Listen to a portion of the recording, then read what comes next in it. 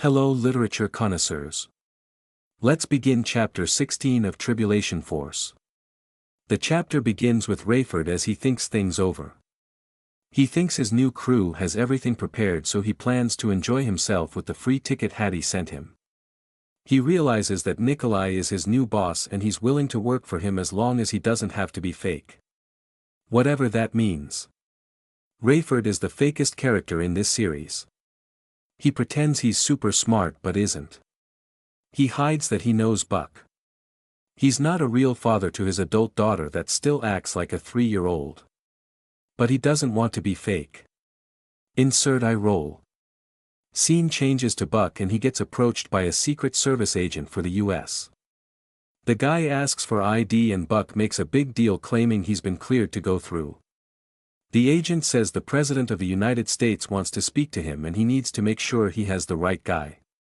But the agent just called him by his first name, so he knows who he is. Fasten your safety belt because this is about to get stupider. Some reporters see Buck getting escorted and they begin to complain that he's getting special treatment. The reason they give is because the rich keep getting richer. Which makes absolutely no sense. I'm not even sure what the authors are trying to get at here. This non sequitur fallacy is completely illogical. So Buck is brought to the president and he is busy yelling at his staff as Buck stands there watching and listening. The president finally addresses Buck and orders him that everything said is off the record. This leads to an argument because Buck's honesty is brought into question. Skipping ahead because most of this is the president being disgruntled towards Nikolai and he feels the need to confess to Buck for some strange reason. I mean, he decided to tell an untrustworthy reporter a secret when he knows Buck will report it. Insert eye roll.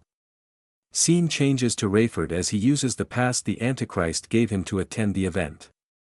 Rayford feels worthless, as all Christians seem to, because of his delusions that only he knows the truth because his book of lies tells him so. He thinks about useless Bruce and wishes he were with him. Rayford concludes that what Bruce had taught them was going to come true 100%, even though it hasn't happened yet. Rayford has the same faith in useless Bruce as a person does a fortune teller. What kind of faith should a real person have in a person like useless Bruce? To trust in his predictions but to mock fortune tellers for behaving the same way. They just use tarot cards or crystal balls instead of a supposed holy book. The funny thing is that they both, the Bible or tarot cards, have the same probability of coming true. Rayford rationalizes that despite all the hardships they will face, they will win in the end. Eye roll. Rayford worries that the childish force will break up because Buck and himself seem to be getting forced to leave Chicago by their jobs that Nikolai owns. Not sure anyone should care because other than study the Bible every night, the childish force has done nothing to fight against Nikolai. Rayford sees all the participants on the dais as they wait for the peace treaty signing. Buck is noted to be among them.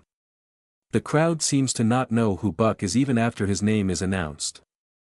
How could a world-famous reporter not be known? Even if they don't know what he looks like, they should have recognized the name. Nikolai arrives and everyone applauds. Then he talks to all the dignitaries and Buck guesses that he is using his magic mind control powers on them. Without magic, then Nikolai would be nothing. Since magic does not exist in the real world, there is no chance of any of this nonsense ever happening. The president gives a speech and Buck gets dizzy for some strange unknown reason. Perhaps the president is talking with words that are more than 3 letters long.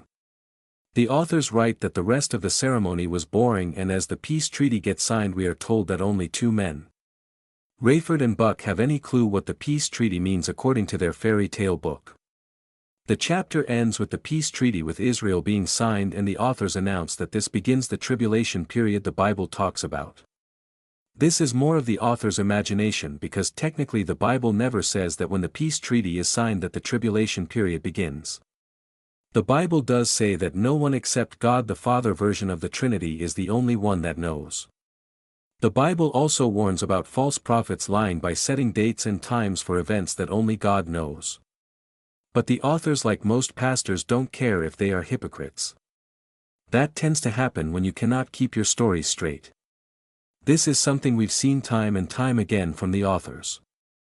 This ends chapter 16 of Childish Force. See you next time for chapter 17.